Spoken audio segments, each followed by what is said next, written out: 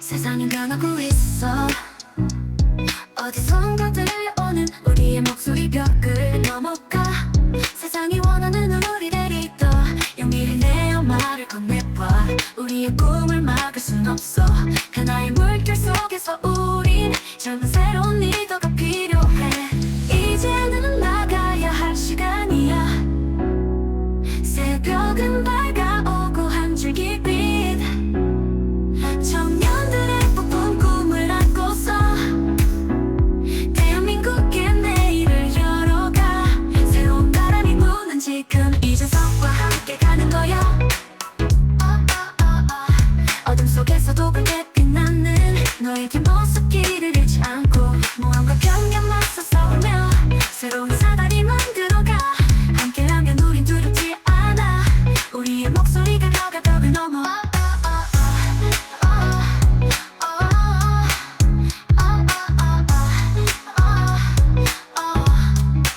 나라를 구하고 국민이 하는 이준석의 새로운 사다리 정치. 이제는 나가야 할 시간이야.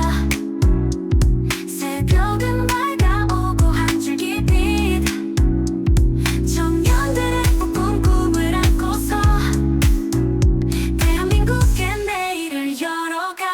새로운 바람이 부는 지금 이준석과 함께 가는 거야.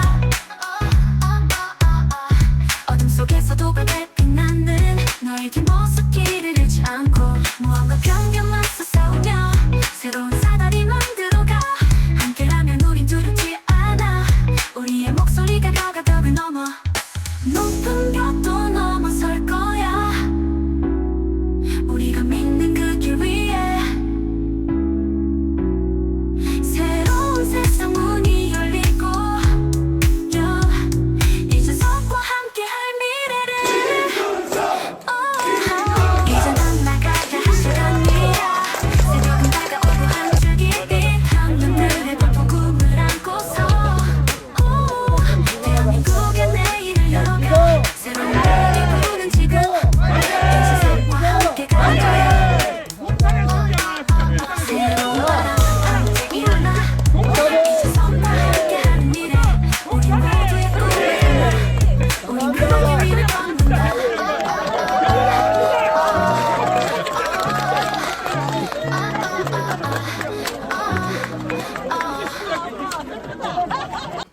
그 이상의 특이점에 대해서는 잘 모르겠고요. 이와 유사한 과거 사례가 있느냐에 대해서 지금 물으셨던 거잖아요. 저는 듣도 보도 못했고요. 지금 직원들 시켜서 없는 거 찾아내라고 그냥 안 하셨으면 좋겠습니다. 위원님 1년 반 전에 몇 월 며칠 몇 시에 어느 채널에서 무슨 프로그램 봤는지 기억 못 하시잖아요. 당연하죠. 네. 그 일이 벌어진 겁니다. 제가 지금 말씀드린 게 뭐냐면 원래 논리에 있어서 가장 이제 명쾌한 것이 반례가 있으면 되는 것인데 지금 만약에 방심위 측에서 반례를 찾아가 제시하지 못한다 그러면은 지금 상황에서 당연히 이거는 그럼 이례적인 상황이다. 엉뚱한 반례를 찾아내는 고생을 직원들이 하지 않았으면 좋겠습니다. 그러면 지금까지 적어도 지부장님께 파악하신 바로는 이런 경우는 없었다. 네. 알겠습니다. 명백한 첫 변호사의 얘기가 거짓말이라는 게 김 여사의 공천 개입 의혹을 제보한 게 개혁신당 당직자라고 지칭을 했잖아요. 이건 명백한 허위 사실이에요. 그래서 이상한 얘기를 들은 거예요. 몰고 가려고 하는 건데 이 부분에 대해서는 법적 책임을 서 변호사가 분명히 져야 할 겁니다. 그런 사람들이 많이 와서 야 이런 뭐 예를 들어서 이번 당대표 선거 관련해가지고 이런 뭐 여론조사 결과가 나왔습니다. 뭐 이거 본인이 공식적으로 의뢰하는 경우도 있겠지만은 비공식으로 갖다 주는 경우도 많이 있을 거라 생각이 들어서 글쎄요. 뭐 명태균 씨랑 뭐 지금 뭐 이렇게 계속 연결을 시키려고 하고 약간은 제가 어떤 뉘앙스는 뭐냐면 뉴스토마토의 기사 어떤 뉘앙스는 이준석 대표에게 해줘 막 약간 이런 뉘앙스는 제가 느끼기에는 뭘 해달래요? 아니 그러니까 뭐 네가 꼭 얘기를 해줘야지 왜 얘기를 안 해주는 거야? 너가 지금 완결성이 없다는 이 말 한마디 때문에 이게 지금 기사가 나가지를 않고 있다. 진척이 안 나고 있으니까 너가 뭐 이게 확실히 김건희 여사가 이 공천에 개입했다라는 것을 말을 해줘야지 왜 말을 안 해주는 거야? 예, 개혁신당 이준석입니다. 총장님 한번 먼저 여쭤보겠는데요. 이게 방심위에 민원 신청하는 걸 제가 온라인에 가서 해보니까 민원 내용 넣기 전에 여러 가지 개인 정보를 민원인 정보를 넣게 되어 있습니다. 그래서 이름도 넣게 되어 있고 생년월일도 넣게 되어 있고 성별 넣고 개인인지 단체인지를 가려서 넣으라고 되어 있는데 민원의 내용이 아니라 이런 신청인 정보가 이렇게 세밀하게 필요한 이유가 있습니까? 실무부서에서 그 관할을 하고 있어서 그 자세한 것은 제가 모르지만 어쨌든 그런 최소의 이 정보를 넣도록 이번 그 상황 이후에 많이 줄인 것으로 알고 있습니다. 지금 줄였는데도 보면 예를 들어서 어떤 방송 프로그램에 대한 민원을 넣었을 때 성별이 남자인지 여자인지 1985년생인지 86년생인지가 관계가 있어서 수집하는 겁니까 지금? 그 부분은 제가 메모해서 한번 확인해 보겠습니다. 왜 제가 이게 궁금해지는 것이요. 이게 실제 유임위원장이 이게 사주했다면은 실제 이런 개인 정보를 기입한 것이 영향을 미치느냐가 굉장히 중요한데 한번 기조실장님 이런 네. 것들을 그럼 실제 내용을 심의 들어갈 때 네, 이런 민원인의 정보를 같이 올려놓고 심의합니까? 그렇지 않은 걸로 알고 있습니다. 아니 그렇지 않은 아니, 겁니까? 제 민원 상담팀이 따로 있는데요. 예, 예. 제가 부서 그런 업무는 안 하고 있기 때문에 제가 그렇지 알고 있기는 않- 그렇게 알고 있습니다. 그렇지 않다고 알고 있으면 애초에 이거를 수집할 이유 자체가 없지 않습니까? 지금 이 상황에서도 보면은 이 내용을 수집했고 그걸 또 이제 지금 제보자가 연락하면서 이게 이름이 예를 들어서 류일임 위원장과 특수관계로 추정되는 분이 있고 이러다 보니까 이런 문제가 계속 불거지는 거거든요. 네. 저는 수집을 왜 했는지 자체가 의문이고 항상 개인 정보는 직무 처리를 위해 최소한을 수집하도록 되어 있는데 이건 뭐 여러 가지 통신과 방송에 있어서 심의해야 될 기관이 오히려 그런 준칙 자체를 제대로 지키지 않았기 때문에 이런 일이 발생한다. 어떻게 보십니까? 하여튼 민원인 정보는 심의 신청할 때 위원들에게 드리지는 않은 걸로 알고 있고요. 그런 세세 분류들은 아마 개인이나 단체 같은 경우는 국회에서 요구할 때도 개인이나 단체인지 이런 거를 구분해서 요청하고 자료 요청을 하고 있기 때문에 그런 뭐 분류 때문에 아마 그런 게 아닌가 싶습니다. 그럼 보통 민원을 그럼 프린트해 가지고 보고를 하고 심의를 합니까? 아니면 이거를 뭐 전자적인 형태로 서로 위원들끼리 공유해 심의합니까? 아마 심의팀에서 그 사전에 네. 업무 보고를 하는 걸로 알고 있습니다. 프린트해서 프린팅해서 예. 그리고 거기에는 개인 정보가 안 들어가는 네, 것으로 그렇습니다. 알고 있다. 네. 실제 이런 경우에 예를 들어 방송 같은 경우에 이해 당사자들이 민원을 넣는 경우가 종종 있는지 혹시 파악이 되시나요? 예를 들어서 방송 같은 데서 간혹 논란이 되는 보도, 예를 들어 소수 종교라든지 이런 것들에 대해서 보도하게 되면은 예. 방심의 민원이 폭주할 걸로 예상되는데 네. 이번 사례처럼 예를 들어서 오탈자까지 복사 붙여넣기 해가지고 심의를 신청하고 이런 경우가 있습니까? 제가 담당하지 않지만 그런 경우는 많지 않지 담당하는 않을까 분 지금 싶습니다. 누구 어떤 분이죠? 방송심의국장입니다. 예, 한번 앞에 나서 답변해 주실 수 있겠습니까? 예를 들어 아까 제가 말씀드린 사례, 예를 들어 논란이 되는 보도나 아니면 뭐 굉장히 굳게 뭉친 집단지 있지 않습니까? 뭐 소수 종교라든지 이런 것들. 그러면 분명히 민원이 쇄도할 거란 말이죠. 그러면은 이렇게 오탈자까지 복붙해서 나오고 이런 경우가 있습니까? 지금 오탈자까지 복붙했다는 그 부분을 제가 확인할 수가 없고요. 예. 가령 저희들이 대다수 민원이 왔을 때 대표적인 그 민원들의 주요 내용들을 그 위원님들께 이런 민원 내용들이 들어와서 안건을 상정합니다라고 안내하고 있습니다. 그럼 지금 상태에서 지금 그 문제되는 상황처럼 아주 가까운 사람들이 다수의 민원을 복붙 형태로 했다는 의혹 같은 것들이 실제로 다른 사건에도 존재하는지는 확인해 줄 수 없는 건가요? 네, 제가 그 부분까지는 기억을 못하겠습니다.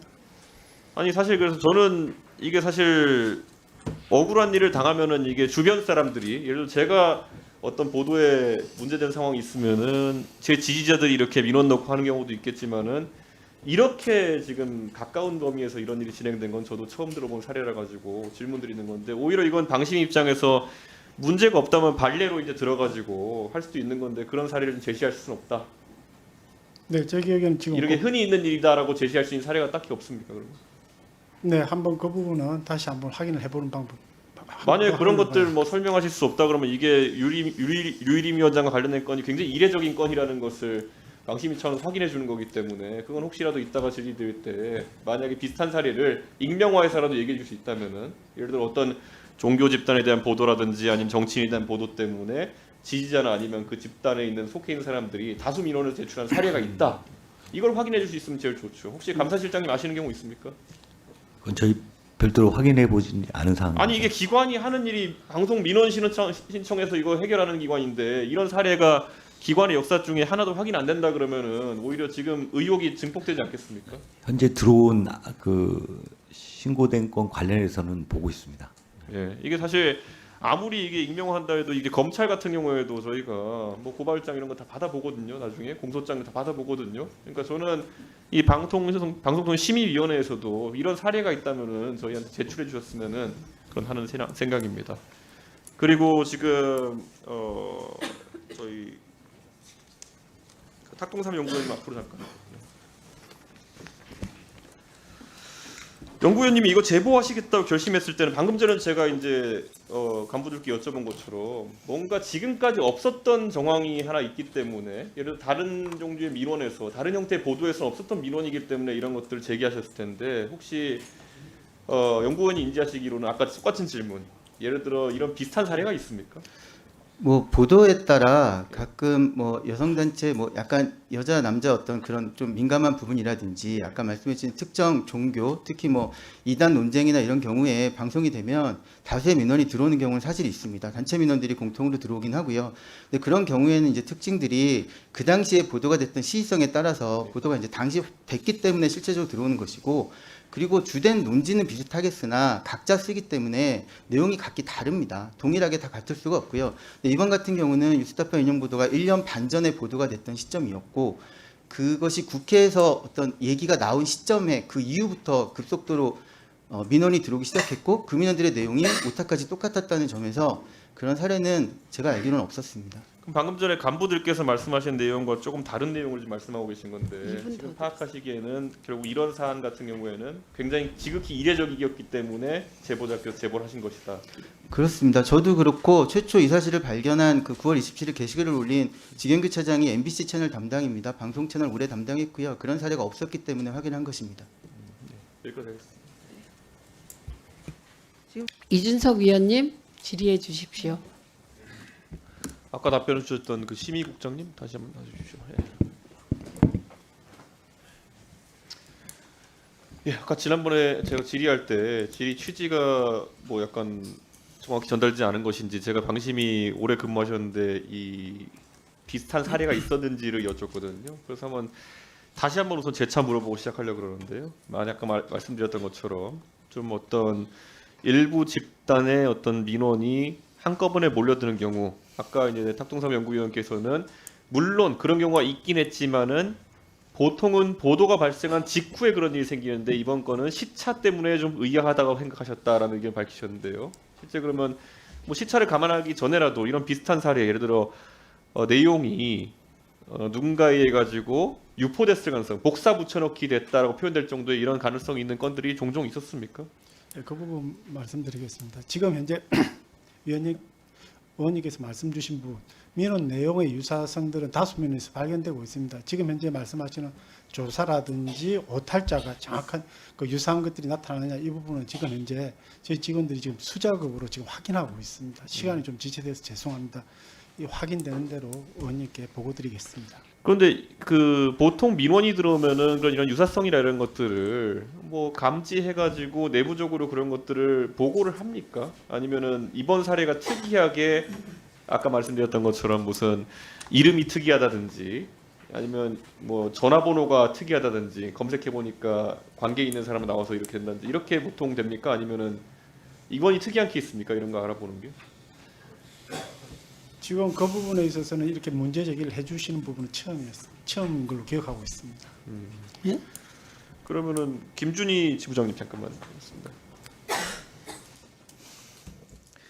지금 저는 수사도 그렇고요. 이 부분이 굉장히 중요할 것 같아요. 그러니까 이게 얼마나 빈도를 가지고 발생하는 일이냐. 그리고 이 특이성을 인지해서 사실 이런 부분을 공익 제보하게 된 취지가 무엇이냐를 국민들이 더 자세히 알아야 될 것 같거든요. 그래서 아까 탁동선 연구위원 말씀하신 것 이상의 어떤 특이점들이 또 혹시 인지하신 게 있으신가요? 그 이상의 특이점에 대해서는 잘 모르겠고요. 이와 유사한 과거 사례가 있느냐에 대해서 지금 물으셨던 거잖아요. 저는 듣도 보도 못했고요. 지금 직원들 시켜서 없는 거 찾아내라고 이렇게 안 하셨으면 좋겠습니다. 위원님 1년 반 전에 몇 월 며칠 몇 시에 어느 채널에서 무슨 프로그램 봤는지 기억 못 하시잖아요. 당연하죠. 예. 그 일이 벌어진 겁니다. 그래서 제가 지금 말씀드린 게 뭐냐면 원래 논리에 있어서 가장 이제 명쾌한 것이 반례가 있으면 되는 것인데 지금 만약에 방심위 측에서 반례를 찾아가 제시하지 못한다 그러면은 지금 상황에서 당연히 이거는 그럼 이례적인 상황이다라는 엉뚱한 반례를 찾아내는 고생을 직원들이 하지 않았으면 좋겠습니다. 그러면 지금까지 적어도 지부장님께 파악하신 바로는 이런 경우는 없었다. 네. 알겠습니다. 예, 그리고 그러면 앞에 류일임 위원장 관련해 가지고 이종욱 기조시장님께 네. 한번 여쭤보겠습니다. 이 문제에 있어가지고 지금 유일임 위원장이 최초로 보고를 받은 시점이 언제입니까? 저는 이런 거에 대해서 보고받지 않았습니다. 류일임 위원장이 이 문제에 예. 있어가지고 문제 제기가 일어난 것에 대해 최초 보고받은 시점이 언제입니까? 청부 민원과 관련해서는 저는 담당국도 아니고 실도 아니고 해서 제가 어떤 그럼 총장님 그럼 총괄해서 그러면 전체적으로 이게 내부에서 문제가 제기됐을 때 어떤 경로로 처음에 유일임 위원장이 인지하게 되는지 혹시 알고 계십니까? 저는 이제 재임하기 전 사안입니다. 그래서 그 부분은 그럼 이제 나와서 답변하실 때는 그런 사실관계는 파악하셨을 거라 생각해서 여쭤보는 건데 어느 시점에 이게 내부에서 회자돼 가지고 보고가 됐습니까? 보고 여부는 제가 알지 못합니다. 그럼 류일임 위원장은 이런 문제에 대해 가지고 보고 그다음 에 본인이 거기에 답변하는 절차 없이 그냥 바로 이게 이슈화가 된 겁니까? 그거에 대해서 제가 말씀드릴 게 없습니다. 사실 이게 뭐 오늘 청문회에서 본인이 안 나오니까 이게 어떤 질문을 해야 될지가 참 민망한 상황인데요. 어쨌든 나중에 본인 출석하시면 추가로 물어보겠습니다. 네. 네.